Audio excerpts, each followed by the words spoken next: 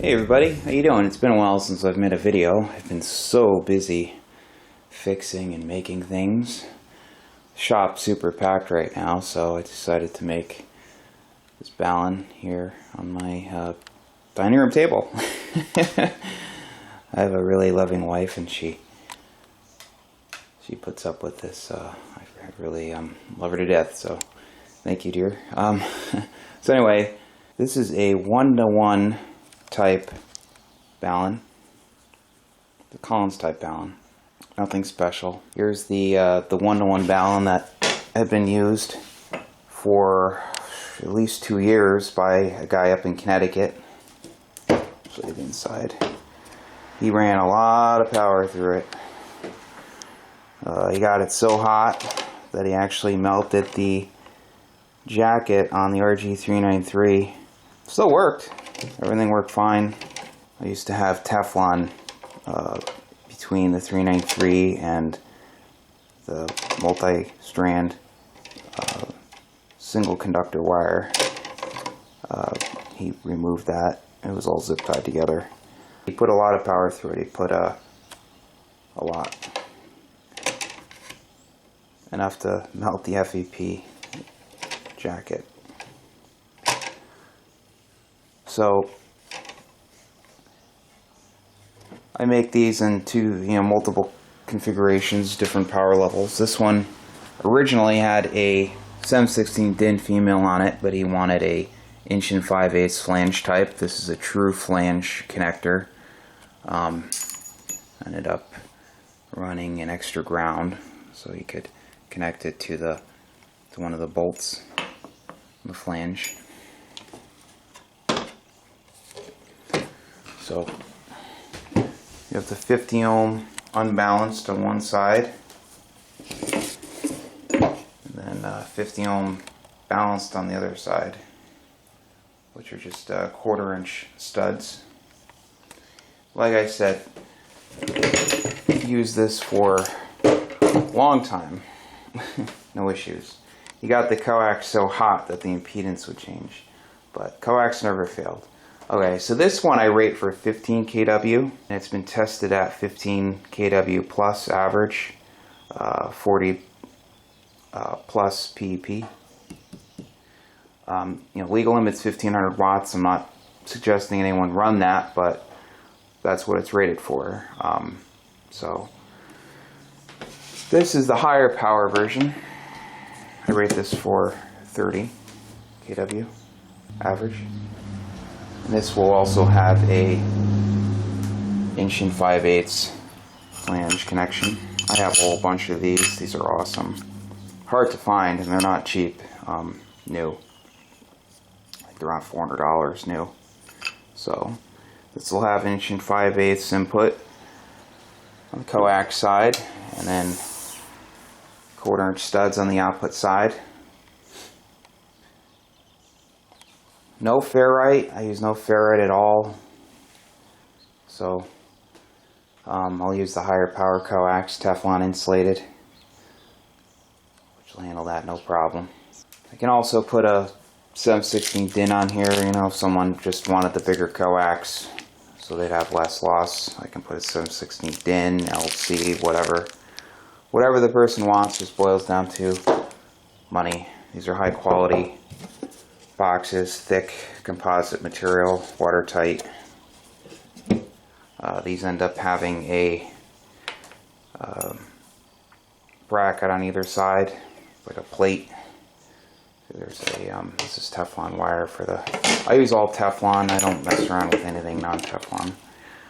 So there ends up being a plate that overhangs, and then the U-bolt attaches to that U-bolt. So this bolts directly to the boom. I supply copper strap. So basically you have the driven element, you have a copper strap that goes from one stud. It's a split driven element hairpin setup. You have copper strap that goes from one side, one stud to one side, the other stud to the other side. These things work awesome. They get rid of the common mode current issue. They're just awesome. Alright, so I'm gonna get to work. I have to go to the hardware store real quick, get some hardware, and I'll get it built. Like I said, this one still works. If I were going to use it again, though, I would change the coax. This guy, he went above and beyond its rating for over a year. Kept on chugging along, though. No arcs, no flashes. Just got got it so hot it melted the jacket. You know, that's what happens. You know, the coax isn't rated for the amount of RF current that he was passing through it. So, you know, with resistance, you have heat. It got really hot. Okay, so that's it. I'll be back. Alright, everybody. Here's the completed Balun. I ended up going with the 1 5/8" flange connection for the unbalanced coax side. Use stainless hardware. It's all sealed up with silicone between the connector and the box. Open the box. Teflon coax, Teflon wire. My wonderful, beautiful wife wrote my web address in here. She has pretty handwriting. So that's the balanced side. Stainless hardware, all sealed up nice. Ground connections made through the two studs that are parallel together. This is like a fail-safe just in case. So, you know, it's really important to have a Balun. I won't go too far into it, but you know, I have different types of Baluns. You don't want to just directly feed an antenna with the coax. You need some sort of Balun to decouple the coax from the feed point. You know, you have coaxial Baluns, current Baluns, all sorts of different types, different ratios. This is a 1-to-1. That means 50 ohms on one side, and there's 50 ohms on the other side. So one side's balanced, one side's not balanced. So, you know, I make these in all sorts of different sizes. You know, you saw the other one in the first video. Different configurations. Currently just selling these two right now. This version, which is rated for 30K, and the other one that's rated for 15K. You know, contact me for pricing. It takes me about, you know, once payment's received, depending on how the workload is here, it takes me less than a week to get it out the door. About a week. It just depends on how I don't stock the boxes usually. So, you know, once the box gets here, I usually get it done within a day. So figure like between 1 and 1.5 weeks once payment is received. They work great. So if you have any questions, feel free to drop me an email or phone call, or if I don't pick up, then I'm busy and I'll get back to you as soon as possible, usually within 1 business day. So that's that.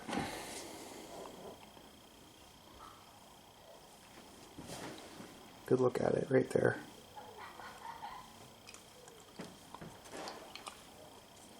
Thanks for watching.